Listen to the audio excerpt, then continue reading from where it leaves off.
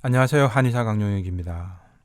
살다 보면 좋은 일도 나쁜 일도 한꺼번에 찾아오는 경우가 있습니다. 복잡한 문제가 동시에 터져 나오면 이걸 어디서부터 손을 대고 어떤 노력을 해야 할지 당황스럽고 난감해집니다. 때로는 몰라 하는 회피적이고 도피적인 심리 상태가 되기 쉽습니다. 이때 우울증이나 각종 신경성 질병들이 잘 발생합니다. 환자분들은 어느 날 이유 없이 이런 병이 와서 내 삶이 엉망진창이 되었다라고 여기기도 합니다. 그리고 이런 병 때문에 내게 닥친 문제들을 제대로 해결 못하는 것이다 라고 인식합니다. 하지만 사실은 내게 닥친 문제를 해결할 수 없다고 먼저 포기해버렸기 때문에 우울증이나 병이 생기고 그를 이유로 도망치는 선택을 하는 겁니다. 호랑이에게 물려가도 정신만 차리면 된다는 속담처럼 동시다발적인 위기도 차분히 좀 따져보면 실마리가 보이게 됩니다.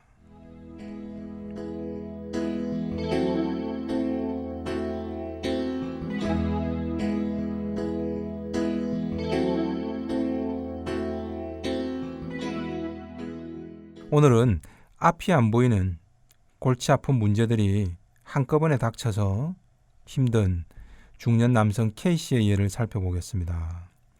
불면증과 우울증, 식욕부진이 심합니다. 조금만 어딜 가려고 하면 심장이 벌렁거릴 정도로 힘들다고 합니다. 휴가와 병가를 내면서 직장 생활도 계속 피하고 있습니다. 어떤 일들이 있었을까요? 일단 K씨는 지난 수년간의 부부 불화 때문에 너무 힘들어하다가 결국 이혼을 했습니다. 아내가 분노 조절 장애가 심했다고 합니다. 근데 지금도 하루에 한 번씩 아내는 K씨에게 전화로 욕설과 분노를 터뜨린다고 합니다. 아이 양육을 주말에는 K씨가 하고 주중에는 아내가 맡고 있어서 이혼은 했지만 깨끗하게 정리가 되진 않은 상황입니다. 여전히 아이를 가운데 두고 골치 아프지만 전 부인과의 관계를 계속 유지할 수밖에 없는 상황인 겁니다. K씨는 직장 일도 너무 힘듭니다. 은행 대출 담당자인데 부적격 대출이 될까봐 세세하게 신경을 써야 한다고 합니다. 또 대출 심사 매뉴얼을 제대로 지키지 않았다고 감사나 문책을 받기도 하기 때문에 신경이 늘 곤두서고 조마조마하다고 합니다. 그리고 집도 여기저기 수리를 한 뒤에 집을 팔고 다시 또 새 집을 알아보고 이사도 해야 합니다. 이걸 다 K씨 혼자서 해야 합니다. 근데 대인관계도 또 잘 풀리지 않고 있습니다. 이혼 후에 두어 차례 여성들을 소개받았지만 하나같이 다 실패했다고 합니다. 호감을 가졌다가 나중엔 이용만 당한 적도 있다고 합니다. 그러다 보니 대인기피증까지 왔습니다. 이러다 보니 잠도 안 오고 밖에만 나가면 심장이 두근거리고 불안합니다. 전화벨만 울려도 나한테 혹시 감사가 뜬 건 아닐까 겁이 자꾸 난다고 합니다. 집에서도 잠을 못 자서 술에 취해 겨우 잠들면 아침 컨디션은 엉망입니다. 해야 할 일은 많은데 엄두가 안 나고 아무것도 할 의욕이 안 난다고 합니다.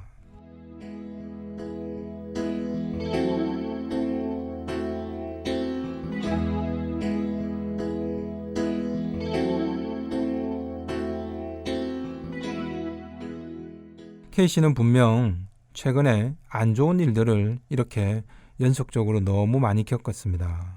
언뜻 봐도 참 우울증이 올만도 하겠다라고 공감이 됩니다.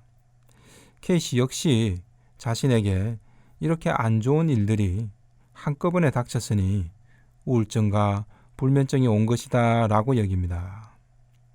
그래서 이 문제는 도저히 극복할 수 없으니 계속 피할 궁리만 하는 겁니다. 하지만 이럴수록 전체를 대략 뭉뚱그려서 안 좋은 일이라고 규정해버리기보다는 차분히 하나씩 사안별로 따져봐야 합니다. 우선 불면증 문제부터 한번 살펴볼까요? K씨는 불면증이 수면제를 먹어도 개선되지를 않는다는 점에 계속 집착합니다. 불면증이 낫질 않으니 낮에도 피곤하고 불안해지는 것이고, 그로 직장도 제대로 다닐 수 없다, 이런 결론을 갖고 있습니다. 불면증이 뿅 하고 간단히 해결되면 되는데 이게 안 되니 자신은 재반 문제를 어떻게 손쓸 방법이 없다고 포기해버린 겁니다. 그래서 술로 해결하려다 오히려 알코올 중독 양상까지 나타나 문제가 더 커지고 있는 겁니다. 이 문제부터 찬찬히 따져봐야 합니다. 과연 K씨가 지금 잠을 못 자고 있는 것이 비정상이고 큰 문제일까요? 언뜻 보면 그렇습니다. 하지만 K씨의 불면증이 과연 그렇게 비정상일까요? 자, 지금 만약 전쟁이 났는데 평소처럼 밤에 쿨쿨 편안하게 잠을 잘 자는 게 정상일까요? 아니면 모든 촉각을 곤두세우고 어떤 대책을 찾느라 잠을 못 자는 게 정상적인 반응일까요? 무조건 잠을 잘 자는 게 정상이 아닌 겁니다. 지금 K씨는 자기 삶에서의 최대 위기, 즉 전쟁에 터진 것이나 다를 바 없는 그런 상황입니다. 이혼도 했고 아이 양육 문제도 해결되지 안 됐고 직장에서도 부담이 큰 일을 하고 있습니다. 그 외에 여러 문제를 동시에 해결해야 합니다. 이런 상황에서 마냥 마음 편히 잠을 잘 자는 게 오히려 비정상적일 수도 있습니다. 불면증에는 정신의학적 메시지가 있습니다. 바로 내게 지금 전쟁 같은 큰 이슈가 터졌으니 이를 무시하거나 회피하지만 말고 좀 더 잘 궁리를 해서 해답을 빨리 찾으라는 겁니다. 그래서 깨어있게 만드는 겁니다. 굳이 잠을 잘 자려고 노력하지 말아야 하는 겁니다. 다만 잠을 좀 못 자서 발생하는 전신 피로는 약물의 도움을 조금 받으면 됩니다. 굳이 잘 자야 한다고 불면증이 절대 있어서는 안 된다며 집착하는 건 다른 해결해야 할 골치 아픈 문제들로부터 도피 심리를 의미합니다.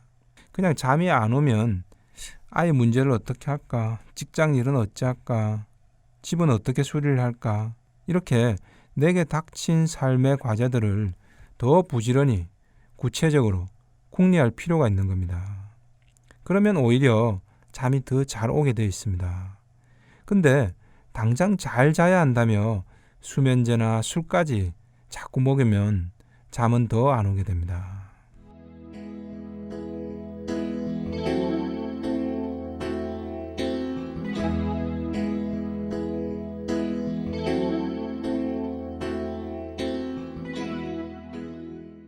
두 번째 K씨가 골치 아픈 것이 집 문제입니다.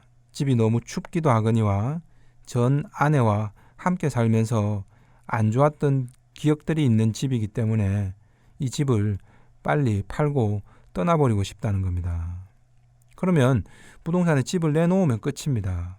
근데 K씨는 집을 올 수리를 한 뒤에 팔려고 합니다.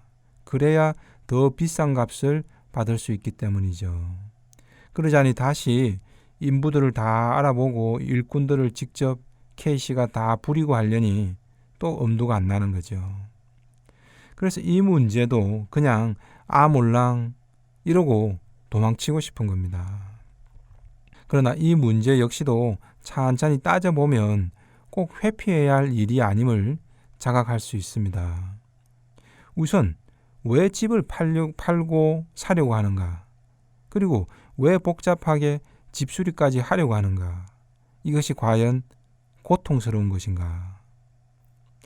집 문제가 지금 내가 보다 행복해지는 방향인가 아니면 불행 쪽으로 가는가를 따져봐야 합니다. 집을 파는 것도, 수리를 한 뒤에 팔겠다는 선택도, 그리고 새로 이사를 가는 것도 모든 게 다 K씨 자신의 이익과 행복이 더 커지는 쪽으로 이동하기 위한 겁니다. 이런 건 피하고 도망칠 게 아니라 얼른 흔쾌하게 해야 합니다. 안 좋은 기억에서 벗어날 수 있고 또 돈이 생기고 또 좋은 집이 생기는 일입니다. 근데 지금까지 K씨는 이 일마저도 피상적으로 골칫거리로만 인식한 겁니다. 학생의 상황으로 비유하면 내가 지금 조금 더 공부하는 게 힘들긴 하지만 금방 터널의 끝이 보이는 상황인 겁니다. 그리고 곧 시험을 치면 좋은 성적이 예상되는 상황이죠. 이건 내가 기꺼이 할 수 있는 일이지 결코 우울해하고 도망칠 일이 아닌 거죠. 만약 이것도 너무 감당하기 버겁다 하면 내 이익을 좀 줄여야죠. 그냥 집수리 안 하고 부동산에 내놓는 겁니다. 계속 미루며 도망만 치며 우울해할 것이 아니라 한 가지씩 결론을 지어 나가야 하는 겁니다.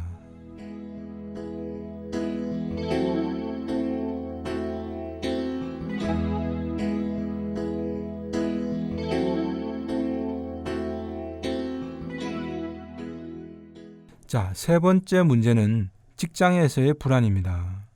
대출 담당을 하면서 잘못될까 늘 조마조마하다는 겁니다. 이 문제도 한번 더 따져봐야 합니다. 자, 지금 K씨는 이런 일을 하면서 조마조마한 것이 있어서는 안 된다라고 혼자 규정하고 있습니다. 근데 큰 돈이 왔다 갔다 하는 일에 너무도 마음 편한 게 좋을까요?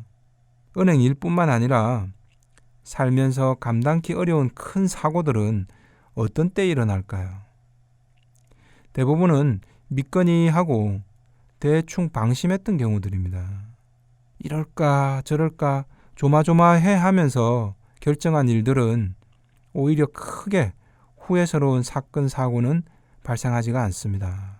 미리 대비하면 오히려 걱정했던 일들은 덜 발생합니다. 최근 모 영화배우가 평소에 잘 알던 작가에게 40여억 원이나 되는 큰 돈을 빌려줬다가 돌려받지도 못해서 소송까지 나섰다고 합니다. 친하고 그냥 믿거니 했던 지인이었기에 그 큰 돈을 빌려줬겠죠. 절차도 무시하면서 말이죠. 이 사람이 과연 돈을 갚을 능력이 될까 조마조마하게 미리 따져보고 궁리를 했더라면 이렇게 크게 후회스러운 일은 생기질 않았겠죠. 신용도 체크하고 다른 사람들이 이 사람을 어떻게 생각하는지 평판도 들어보고 또 다른 데서 혹 돈을 빌린 건 없는지도 알아보고 했더라면 어땠을까요? 보통 돈 문제도 오랜 친구가 아니거나 형제처럼 믿거니 하고 의심조차 하지 않았던 경우에 되레 큰 사고를 당하는 경우가 많습니다. 만약 빌려주기 전에 차라리 돌다리를 두들기며 조마조마한 과정들을 조금 거쳤더라면 어땠을까요? 큰 사달이 날 확률이 훨씬 줄었겠죠. 그렇다면 어떤 결정을 할 때 조금은 조마조마한 것과 아무런 의심도 없이 일사천리로 마음 편하게 진행되는 것 중에 어떤 게 나은 걸까요? 그리고 이렇게 불안한 것은 결국 누구를 위한 걸까요? 바로 나를 위한 겁니다. 내가 크게 잘못될 수 있는 걸 미리 막아주는 거니까요. K씨가 직장에서 조마조마한 것도 결코 나쁜 상황만은 아니라는 그런 관점의 전환이 필요한 겁니다.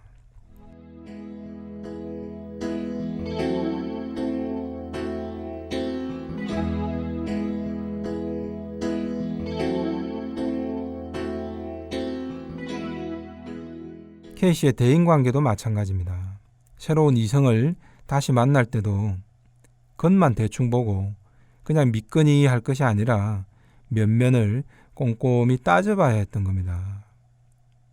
그 중간 과정이 다 생략되어 버리고 선입견으로 호감을 가졌다가 나중에서야 이용만 당하는 큰 사고가 터진 겁니다. 조금 더 따지느라 불안한 것은 결국 내가 잘 살고 있다는 반증이기도 한 겁니다. 아이고 불안하니 큰일 났다. 나 도망가야겠다. 그럴 필요가 없는 겁니다. 돌다리를 두들기는 과정은 결코 내가 고통 속으로 들어가고 있는 게 아닙니다. 나를 잘 보호해서 내가 덜 불행해지기 위한 과정인 거죠. 이런 건 기쁜 마음으로 감수하겠다는 마음 자세의 전환이 필요한 거죠. 태희 씨는 그동안 이혼에 아이 문제, 집과 직장, 건강 문제 어느 것 하나도 제대로 안 돌아가고 있어서 힘들다고 자기 삶에서 도망만 치려고 했던 겁니다. 여러 문제들을 막연한 시선으로 뭉뚱그려서 보기에 부담스럽다, 힘들다, 우울하다, 도망치고 싶다 이렇게 된 겁니다. 하나하나 개별적으로 그 사안이 내게 어떤 문제이며 어떤 의미를 갖고 있는가를 따져봐야 합니다. 부담스럽고 골치 아프기만 했던 일들이 때로는 전혀 다른 시각에서 보일 수 있습니다.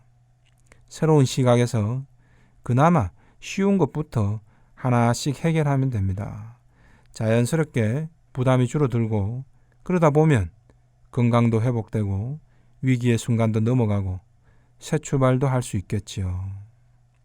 지금까지 한의사 강용혁의 심통부리기였습니다.